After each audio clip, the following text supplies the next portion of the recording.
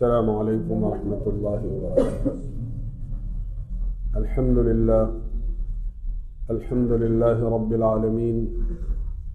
والصلاة والسلام علی اشرف الانبیاء والمرسلین وعلی آلہ واصحابہ اجمعین، اما بعد فاعوذ باللہ من الشیطان الرجیم، بسم اللہ الرحمن الرحیم، ومن احسن قولا ممن دعا الى الله وعمل صالحا وقال انني من المسلمين، صدق اللہ العظیم۔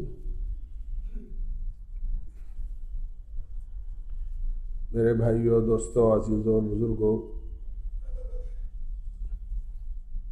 ہم لوگ ہر ہفتے جمعے کے دن یہاں جمع ہوتے ہیں۔ جمعے کا دن ایک اللہ کی نعمت ہے جو امت مسلمہ کو دی گئی ہے۔ یہ ایسا فضیلت والا دن ہے کہ آدم علیہ السلام سے متعلق آقا مدنی سرکار دو عالم صلی اللہ علیہ وسلم نے ارشاد فرمایا کہ حضرت آدم علیہ السلام کو جمعے کے دن ہی پیدا کیا گیا تھا، اور آپ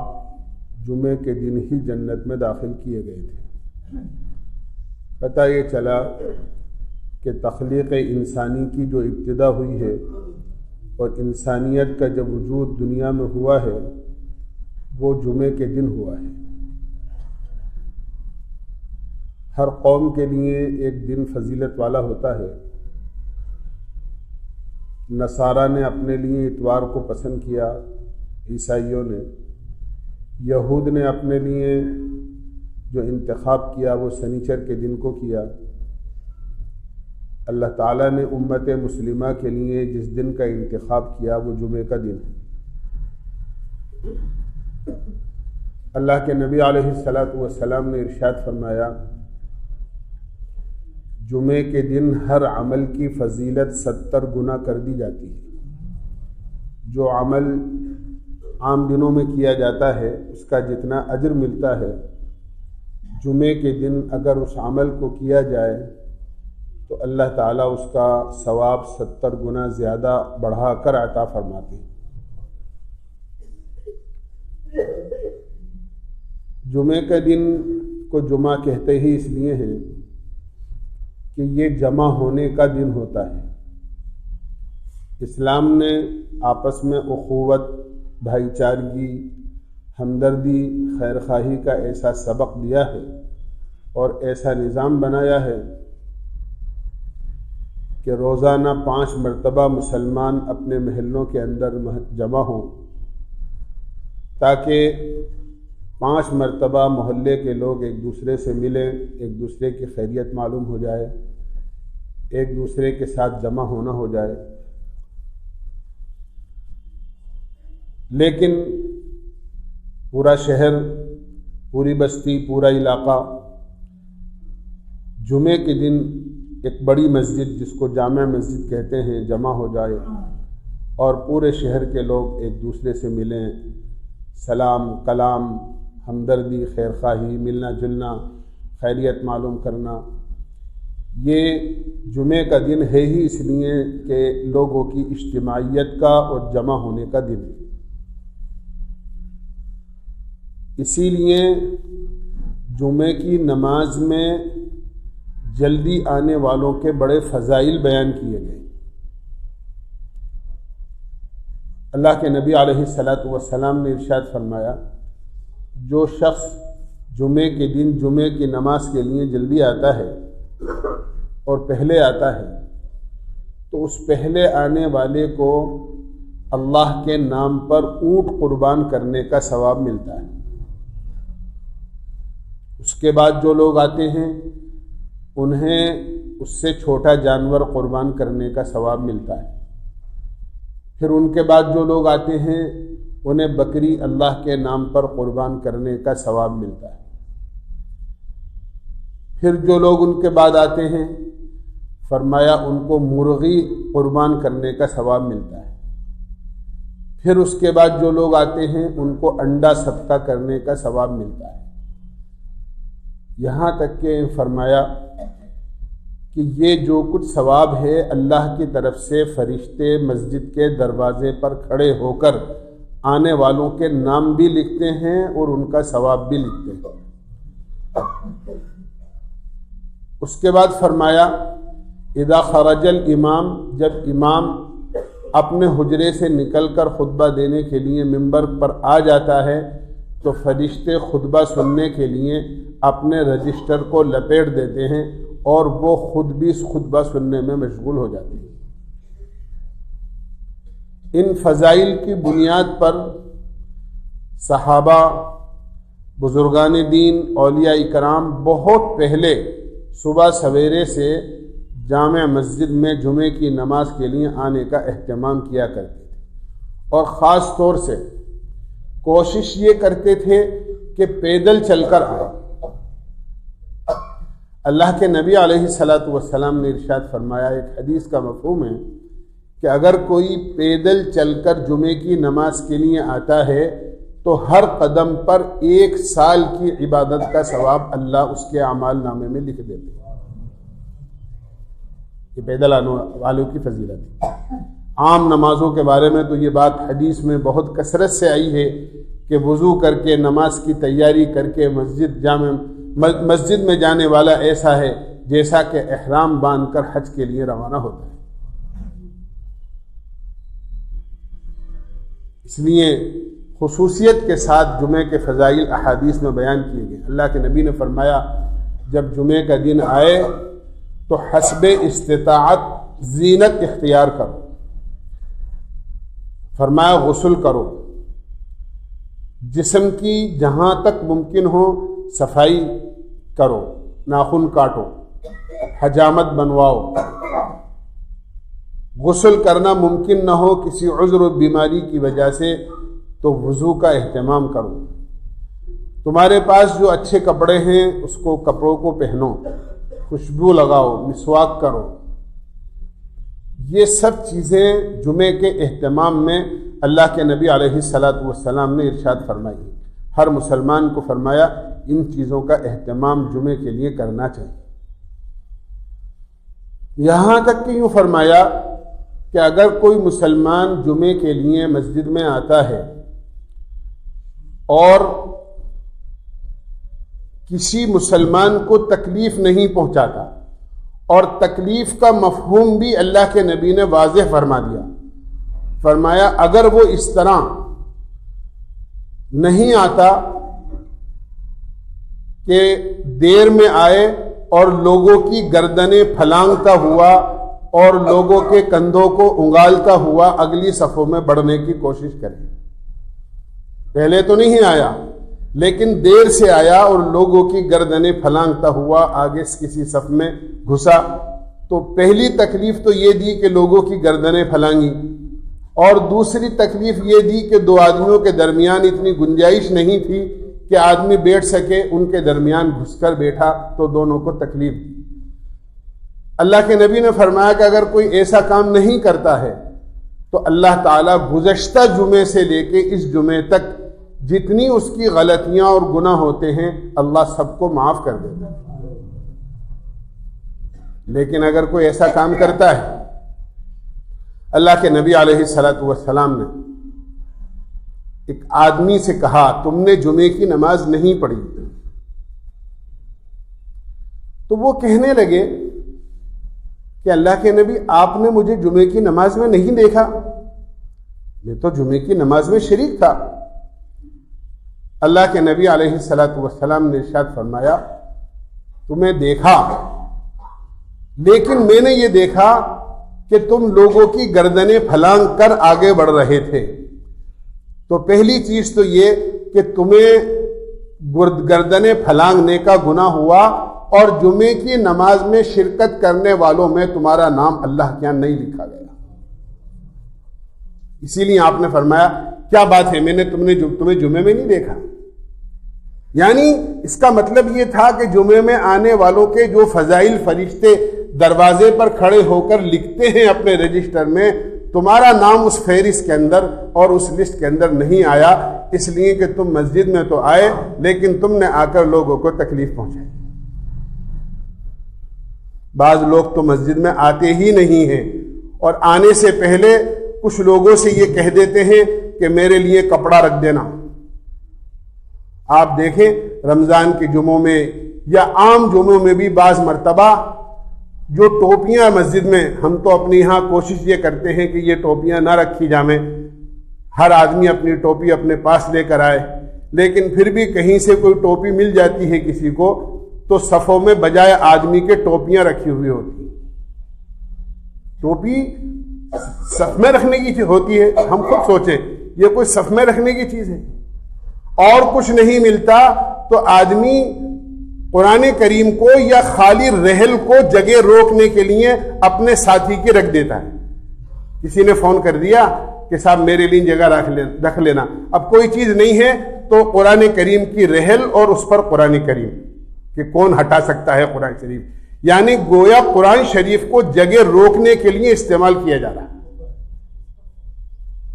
سوچنے کی چیز ہے۔ آگ پہلی صفوں میں تو اس کا حق ہوتا ہے جو پہلے آ جائے، اور رومال رکھنے کا اس کو حق ہوتا ہے جو پہلے سے آ کر صف میں بیٹھ گیا ہے، لیکن کوئی عذر پیش آ گیا، وہ بیٹھ کر صف میں آ کر بیٹھ گیا، اس نے کچھ نفلیں پڑھی، اس نے کچھ قرآن پڑھا، اس نے کچھ اللہ کا نام لیا، لیکن اچانک اس کو پیشاب کی حاجت ہو گئی، اس کا وضو ساقط ہو گیا، تو اب وہ اپنی جگہ پر کوئی اپنا رومال کوئی ایسی چیز رکھ کر وضو کر کے واپس وہیں آ سکتا ہے۔ لیکن ایک آدمی مسجد ہی میں نہیں آیا اور اس کے لیے جگہ روکی جا رہی ہے، یہ پہلے آنے والوں کا حق مارا جا رہا ہے آپ سے، یعنی گویا پہلے آیا تو اس کو تو جگہ نہیں مل رہی، اور ایک آدمی مسجد میں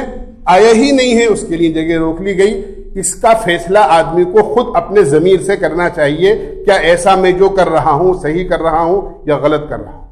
بہرحال اللہ کے نبی علیہ الصلوۃ والسلام نے ارشاد فرمایا کہ جو آدمی جمعے میں لوگوں کی گردنیں پھلانگتا ہوا آگے بڑھے گا، اللہ تعالیٰ کل قیامت میں اس کو جہنم کا پل بنائیں گے، اس کی کمر کو اس طرح کر دیں گے اور لوگوں سے کہیں گے کہ اب تم اس کی کمر پر چل کر جہنم پر سے پار ہو۔ یہ سزا اس کی تجویز کی گئی ہے آخرت کی، اس لیے ایسی چیزوں سے بچنا چاہیے۔ اسی طرح اللہ کے نبی علیہ الصلوۃ والسلام نے ارشاد فرمایا کہ جب خطبہ شروع ہو جائے جمعے کے دن، تو جمعے کے دن خطبہ شروع ہونے کے بلکہ خطبے کی جب اذان شروع ہو جائے تو اس کے بعد نہ نماز پڑھو اور نہ کسی سے بات کرو۔ یہ بہت زیادہ توجہ دینے کی ضرورت ہے، بلکہ یہاں تک فرمایا اگر کوئی آدمی بات کر رہا ہے مسئلہ معلوم نہ ہونے کی وجہ سے یا کوئی غلطی کر رہا ہے تو کسی تیسرے آدمی کو یہ گنجائش نہیں ہے کہ وہ اس کو چپ کرے کہ بھئی خاموش ہو جاؤ، تمہیں معلوم نہیں خطبے کی اذان ہو رہی ہے یا خطبہ ہو رہا ہے، تو یہ چپ کرنے والا بھی گناہ گار ہو، کیونکہ اس کو تو خود چپ رہنے کا حکم تھا، یہ کیوں بولا؟ اس لیے خطبے کے موقع پر بہت خاموشی کے ساتھ، جب میں نے عرض کیا حدیث میں آتا ہے کہ جو فرشتے ثواب لکھنے کے لیے مسجد کے دروازے پر کھڑے رہتے ہیں، خطبے جب شروع ہوتا ہے تو وہ خود اپنا رجسٹر بند کر کے خطبہ سننے کی طرف متوجہ ہو جاتے ہیں، تو ہمیں کیا حق ہے کہ ہم ایک دوسرے سے باتیں کریں یا خطبہ کے وقت میں ہم کوئی کام کریں؟ بہت خاموشی کے ساتھ آدمی کو خطبہ سننا چاہیے۔ خطبے کا کتنا بڑا درجہ ہے آپ ذرا سوچیں۔ عام دنوں میں ہم لوگ ظہر کی نماز 4 رکعت پڑھتے ہیں، ہم 4 رکعت پڑھتے ہیں۔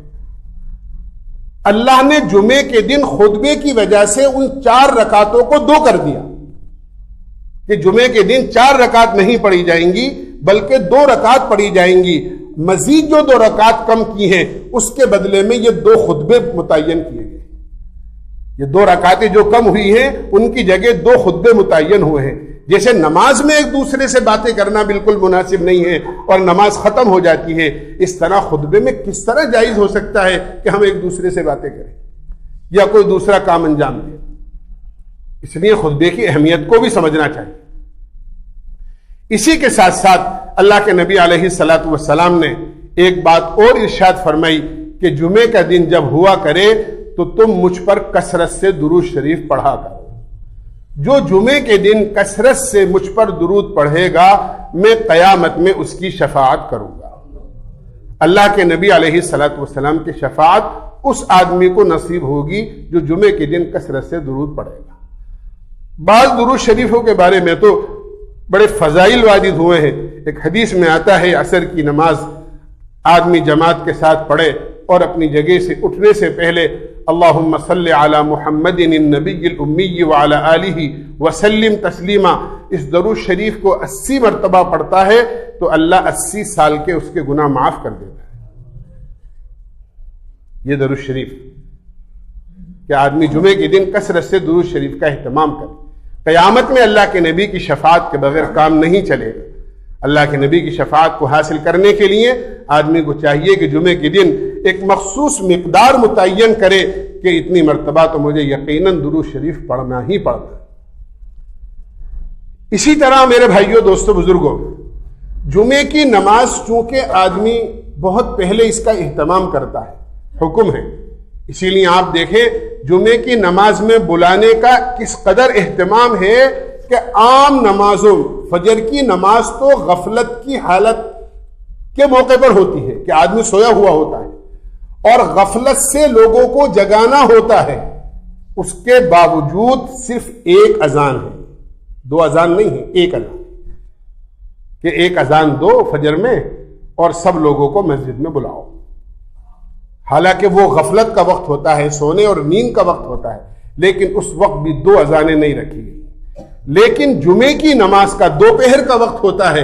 عموماً لوگ جاگے ہوئے ہوتے ہیں، اس کے باوجود ایک اذان نہیں بلکہ 2 اذانیں رکھی گئی ہیں۔ کہیں ایسا نہ ہو کہ کوئی آدمی جمعے کی نماز سے رہ نہ جائے، اس لیے ایک اذان پہلے دلوائی جاتی ہے اور ایک اذان جب نماز کا قریب وقت آتا ہے خطبے سے پہلے دلوائی جاتی ہے تاکہ سب لوگ نماز کی طرف متوجہ ہو جائیں۔ کتنا اہتمام جمعے کا کیا گیا ہے، تو بہت پہلے سے آدمی اس کا اہتمام کرتا ہے۔ جمعے کے دن جمعے کی نماز کی تیاری کے لیے بیع و شراء، خرید و فروخت کو چھوڑنے کا حکم ہے۔ یا ایھا الذین آمنوا اذا نودی للصلاۃ من یوم الجمعہ فاسعوا الی ذکر اللہ وذروا البیع، جب جمعے کی نماز کے لیے اذان دی جائے اور بلایا جائے تو تم اپنے کاروبار کو چھوڑ دیا کرو، اپنے کاروبار میں مصروفیت کو ختم کر دیا کرو، سوائے اس کے کہ بس جمعے کی تیاری اور جمعے کے لیے مجھے جانا ہے۔ جب اتنے پہلے آدمی تیاری کرتا ہے اور شریعت مطہرہ نے بہت پہلے عام دنوں کے مقابلے میں یا عام نمازوں کے مقابلے میں جب تجارت کو اور کاروبار کو اور محنت مزدوری کو چھڑوایا ہے تو اس کا بدل بھی رکھا ہے۔ حدیث پاک میں آتا ہے، جناب رسول اللہ صلی اللہ علیہ وسلم نے ارشاد فرمایا، اگر کوئی مسلمان جمعے کی نماز کے بعد جمعے کی نماز سے فارغ ہو کر اپنے کاروبار کے اندر مصروف ہوتا ہے تو اللہ اس کو عام دنوں کے مقابلے میں 70 گنا زیادہ برکت والی روزی عطا فرماتا ہے۔ یہ بدل ہے اس کا کہ جمعے کی نماز میں یہ بہت پہلے سے تیاری میں مصروف ہوا ہے، جمعے کی نماز میں بہت پہلے سے اپنا کاروبار چھوڑ کر آیا ہے، تو جمعے کے بعد اللہ اس کا نعم البدل اس کو یہ دیتے ہیں کہ جو روزی اس کو جمعے کے بعد محنت پر ملتی ہے وہ 70 گنا برکت والی روزی ہوتی ہے۔ اسی طرح ایک حدیث میں یہ ارشاد فرمایا کہ جمعے کا دن اتنا بابرکت دن ہے کہ اس میں اللہ نے ایک ایسی ساعت، ایک ایسی گھڑی، ایک ایسا مختصر وقت رکھا ہے کہ اس وقت میں جو مسلمان اللہ سے مانگ لیتا ہے اللہ اس کی دعا کو رد نہیں کرتے اور اللہ اس کی دعا کو ضرور قبول کرتے۔ یہ اللہ کا معاملہ ہے، اللہ کا معاملہ ہے کہ جو چیز اتنی قیمتی ہوتی ہے اللہ اس کو چھپاتے ہیں۔ جیسے قیمتی نگینے جو ہوتے ہیں، ہیرے جواہرات ہوتے ہیں، وہ زمین کی کانوں میں یا پہاڑ کے ان بے قیمت پتھروں میں چھپے ہوئے ہوتے ہیں، ان میں سے آدمی کو تراش کر اور صاف کر کے اس کو نکالنا پڑتا ہے۔ جس طرح یہ ہیرے پتھروں کے اور زمین کے کانوں میں چھپے ہوئے ہوتے ہیں، ایسے ہی اللہ تعالیٰ نے ان مبارک قیمتی گھڑیوں کو اور دنوں کو اور راتوں کو چھپایا ہے۔ جیسے شب قدر کو چھپایا اور فرمایا کہ تم اخیر عشرے کی طاق راتوں میں اسے تلاش کرو۔ یہ مقصد اس لیے ہے کہ رمضان المبارک کے اخیر عشرے کی جتنی راتوں کی ہم قدر کر سکتے ہیں قدر کریں. اگر کوئی رات متعین کر دی جاتی تو آدمی سوچ لیتا کہ بس ایک رات جاگ لو اور 1000 مہینے کی عبادت کا ثواب حاصل کر لو، باقی اور کسی رات میں عبادت کرو یا مت کرو بہت ہے. لیکن چھپایا اور یہ کہا کہ اخیر عشرے کی طاق راتوں میں تلاش کرو تاکہ کم سے کم مسلمان ایک رات چھوڑ کر ایک رات 5 راتیں تو کم سے کم اللہ کی عبادت کر سکے. اس گمان کے ساتھ ہو سکتا ہے 21ویں ہو سکتا ہے 23ویں ہو سکتا ہے 27ویں ہو 25ویں ہو 29ویں ہو، آدمی اس گمان کے ساتھ 5 راتیں تو کم سے کم جاگ کر اللہ کی عبادت کر سکے. اسی طرح اللہ تعالیٰ نے جمعے کی اس گھڑی کو جمعے کے تمام اوقات کی حفاظت کرنے کے لیے چھپایا ہے کہ ایسا نہ ہو کہ بس اس ایک گھڑی میں آدمی دعا کا اہتمام کر لے اور باقی جمعے کا پورا دن ضائع کر دے یا جمعے کی رات ضائع کر دے. اس گھڑی کو چھپایا کہ اس میں اللہ کی عبادت میں اور دعاؤں میں اس طرح مصروف ہو سکتا ہے جس وقت تم اللہ سے دعا مانگ رہے ہو وہ وہی وقت ہو جو قبولیت کا ہو اور اللہ اس وقت میں تمہاری دعا سن لے اور اللہ تمہاری دعا کو قبول کرے. بعض علماء نے جس میں حضرت امام احمد بن حنبل رحمۃ اللہ علیہ بھی ہیں فرمایا جمعے کی جو رات ہوتی ہے یعنی جمعے سے پہلے جو رات آتی ہے جمعرات اور جمعے کے درمیان کی جو رات ہوتی ہے فرمایا جمعے کی شب ہے اور اس جمعے کی شب کی فضیلت لیلۃ القدر اور شب قدر کے برابر ہوا کرتی ہے. اگر کوئی آدمی اس رات میں اللہ کی عبادت کرے تہجد پڑھے اللہ سے دعائیں مانگے تو اس کو وہی اجر و ثواب ملتا ہے جو شب قدر میں عبادت کرنے پر اللہ عطا فرماتے. اسی طرح اللہ کے نبی علیہ الصلاۃ والسلام نے جمعے کے دن کی فضائل کے سلسلے میں ایک بات یہ بھی ارشاد فرمائی کہ جمعے کے دن سورہ کہف پڑھا کرو. سورہ کہف پڑھا کرو. یہ قرآن کریم کے 15ویں سپارے میں درمیان سے شروع ہو کر 16ویں سپارے کے شروع میں ختم ہوتی ہے سورہ کہف. یہ سورہ کہف ایسی مقدس سورت ہے کہ اللہ تعالیٰ نے جب آسمان سے اس کو اتارا تو 80,000 فرشتے اس کے استقبال میں اور اس کی عظمت کی وجہ سے آسمان سے زمین پر آئے. اللہ کے نبی علیہ الصلاۃ والسلام نے ارشاد فرمایا جو مسلمان سورہ کہف کو جمعے کے دن پڑھنے کا اہتمام کرے گا اللہ تعالیٰ قیامت میں اس کے لیے اس کے آگے نور پیدا کرے گا. نور پیدا کرنے کا مطلب یہ ہے کہ قیامت میں سورج تو انتہائی قریب ہوگا لیکن اللہ اس کی روشنی کو ختم کر دے گا. جس اللہ نے سورج میں آج روشنی رکھی ہے اللہ قیامت میں اس روشنی کو ختم کر دیں گے. اس کی تپش اور گرمی تو موجود ہوگی لیکن اس کی روشنی نہیں ہوگی. ہر آدمی اپنے عمل کی روشنی میں چلے گا. جیسے جب رات کو سورج غروب ہو جاتا ہے تو ہر گاڑی اپنی لائٹ اور اس کی روشنی میں چلتی ہے اور جس کی گاڑی میں لائٹ اور روشنی نہیں ہوتی اس کا چالان ہو جاتا ہے اور اس کا سڑک پر چلنا مشکل ہو جاتا ہے. اسی طرح قیامت میں ہر آدمی اپنے عمل کی روشنی میں چلے گا اور جو سورہ کہف کی تلاوت کرے گا اللہ تعالیٰ اس کے آگے آگے نور پیدا کر دیں گے اور اس نور کی روشنی میں یہ قیامت کی ہر منزل کو طے کر دے گا. اسی طرح فرمایا اللہ کے نبی علیہ الصلاۃ والسلام نے کہ اگر سورہ کہف کی تلاوت آدمی کرے گا تو اللہ تعالیٰ آنے والے جمعے تک جتنے فتنے ہوں گے اللہ تعالیٰ اس پڑھنے والے کی ہر فتنے سے حفاظت فرمائے. یہاں تک آپ نے فرمایا اگر اس درمیان میں دجال کا فتنہ بھی ظاہر ہو گیا کہ دجال کا فتنہ ایک ایسا فتنہ ہے کہ آپ نے فرمایا مجھ سے پہلے کوئی نبی ایسے نہیں گزرے جنہوں نے اپنے ماننے والوں کو دجال کے فتنے سے نہ ڈرایا. دجال کا فتنہ اتنا عظیم اور بڑا فتنہ ہوگا. آپ نے فرمایا کہ اگر آنے والے جمعے سے پہلے جس جمعے کو اس نے تلاوت کی ہے اس کے بعد آنے والا جو جمعہ ہے درمیان میں دجال جیسا فتنہ بھی ظاہر ہو گیا تو اللہ تعالیٰ اس سورہ کہف پڑھنے والے کی اس دجال کے فتنے سے بھی حفاظت فرمائے.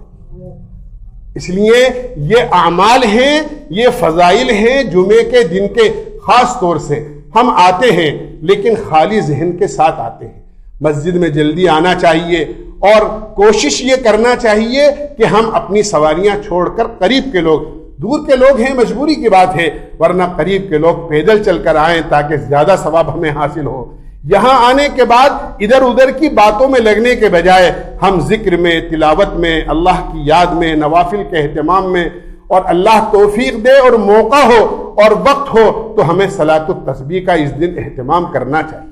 اللہ کے نبی نے بڑے اہتمام کے ساتھ اپنے چچا حضرت عباس رضی اللہ عنہ کو صلاۃ التسبیح کا پورا طریقہ سکھایا تھا،